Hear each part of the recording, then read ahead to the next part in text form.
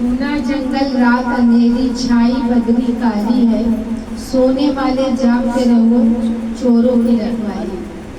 آنکھ سے کاجل صاف چرا لے، کیا یہ چور بلا کے ہیں، تیری کٹری تاکی ہے اور تو نے نہیں نکالی۔ دیکھو یہ آج کل کا زمانہ جو ہے نا،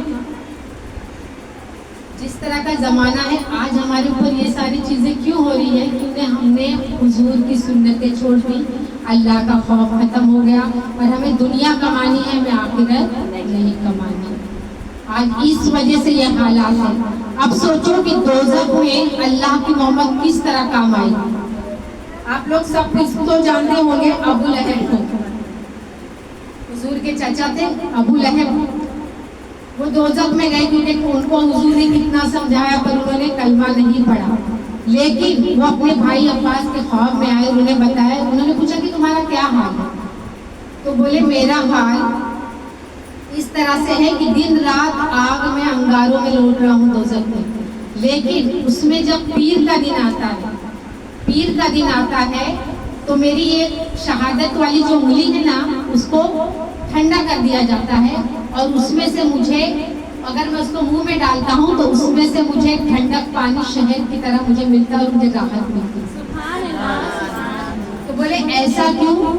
تو بولے ایسا اس لیے کہ جب میرے بھائی کے یہاں بیٹے کی ولادت ہوئی محمد صلی اللہ علیہ وسلم کی، تو اس وقت مجھے خوشی ہوئی، کیونکہ اس وقت دیکھو مکے میں سب کافر، اس وقت خوشی ہوئی، اور خوشی میں نے یہ انگلی سے صرف اپنی ایک لونڈی جس نے آ کے بتایا، اس کا انگلی سے اس کو میں نے آزاد کر دیا تھا، انگلی کے اشارے سے صرف آزاد کر دیا۔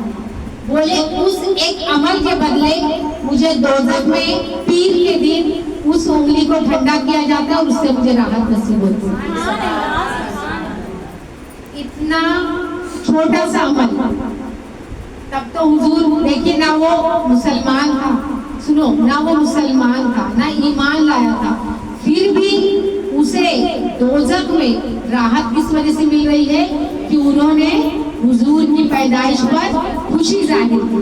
جو بولتے ہیں نا میلاد نہیں مناتے، میلاد تو آسمانوں میں، زمینوں میں، عرش میں، ساتوں آسمانوں میں ہر جگہ منائے گئے۔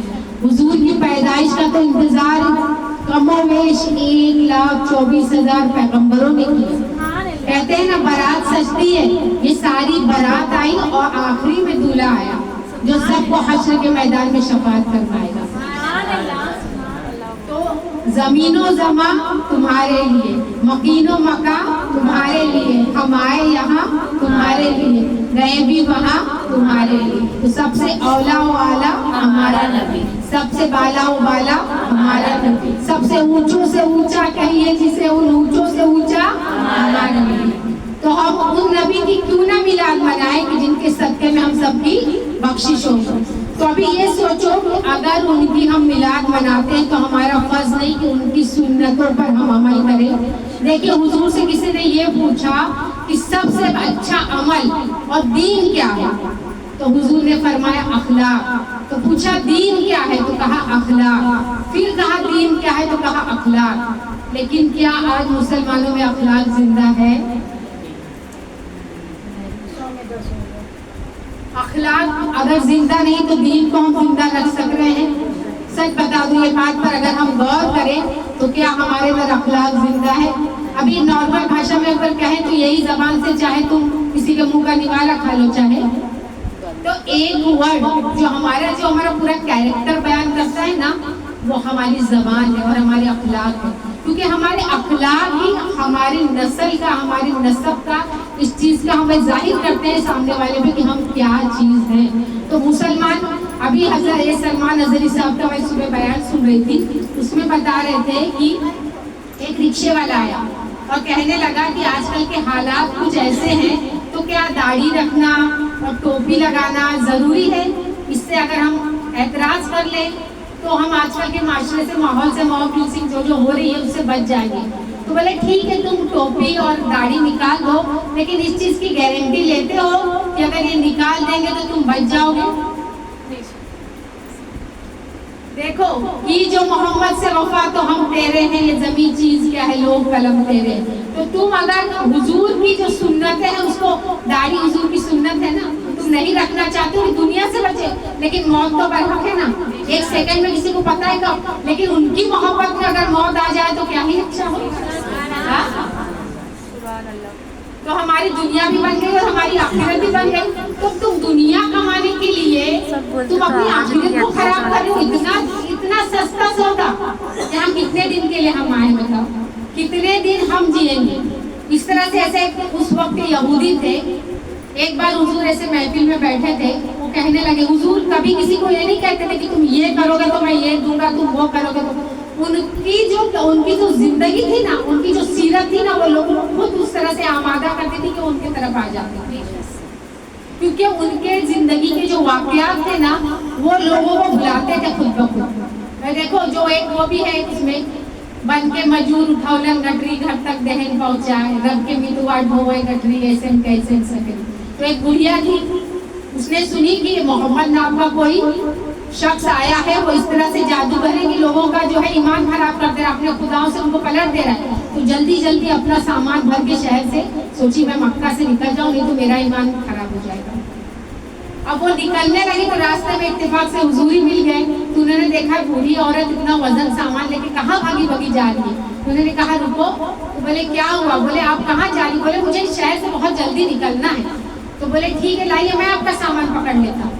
तो उन्होंने उनका पूरा सामान उठा लिया और उठा के उनको जहाँ पहुँचाना था वहाँ पहुँचा के बोले बस यही शहर के बाहर छोटी सी कुटिया बांधूंगी, यहाँ मैं रहूंगी ताकि मैं वो जादूगर से बची रहूँ। तो बोले कौन जादूगर? कौन वो जादूगर? तो बोले जादूगर एक मोहम्मद नाम का कोई है शख्स, वो लोगों से इस तरह से बात करता है, ऐसे उनके ऊपर अपना जादू करता है कि लोग अपने जो खुदाओं को मानते हैं उनको छोड़कर उनको मानने लग जाते हैं, उनके खुदा पर ईमान लाते हैं। तो बोले कि अच्छा बताओ बेटा तुम कौन हो? तो बोले अना मोहम्मद सल्लल्लाहु अलैहि वसल्लम, मैं मोहम्मद हूँ। तो बोले वही मोहम्मद जिनकी बारे में बातें होती हैं? तो बोले हाँ मैं वही मोहम्मद हूँ। तो बोली अल्लाह, मैं तो ये चीज नहीं मान सकती कि जिनके बारे में ये सब कहा जा रहा है वो मोहम्मद इस तरह से नहीं होता है। तो बोले मैं तुम्हारे खुदा पर ईमान लाती हूँ, अशहदु अल्ला इलाहा इल्लल्लाह। तो हमें तो बैठे बिठाए सारा ईमान मिल गया, इतने आसानी से मिल गया। जिस हजरत इमाम हुसैन को, गौर करो बहुत गौर से सुनो, जिस हजरत इमाम हुसैन को यजीद ने क्या क्या नहीं ऑफर किया, बहुत कुछ ऑफर किया। जो हम छोटी छोटी बातों पर आज ईमान दे रहे, इसकी उसकी जय विजय, अरे क्या गरज हमको, हमें तो सैयद नारा काफी या रसूल अल्लाह, छोटी छोटी चीजों पर ईमान बेचा जा रहा है आज। ये बताओ हजरत इमाम हुसैन को यजीद ने कहा कि तुम सिर्फ ये कह दो कि मेरे मतलब मेरा जो तरीका है, उस वक्त शराब आम थी, जिना आम था, सब चीज गलत चीजें आम थी, तुम उसमें शामिल हो जाओ तो तुमको जो चाहिए यहाँ वहाँ की मैं तुमको सिपा सालरी या बादशाही ये सब दे दूंगा। लेकिन हजरत इमाम हुसैन ने क्या कहा कि मैं अपने नाना का दीन नहीं छोड़ूंगा।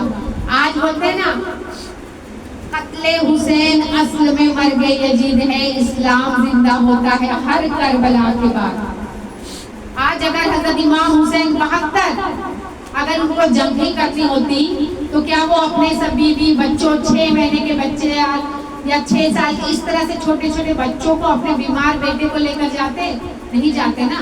उनको तो कूफा वाले ने झूठ बोलकर हजारों की तादाद में उनको खत वगैरह भेजकर बुलवाया और उनके साथ धोखा किया, इसलिए कूफी कहा जाता है धोखा देने वाले को। मुसलमान कभी धोखेबाज नहीं हो सकता, क्योंकि हमारे हुजूर सादिक अमीन। आज तो बोलेंगे मुसलमान के अंदर कुछ रखने को भी अब डर लगने लगा, ये हाल हो गया।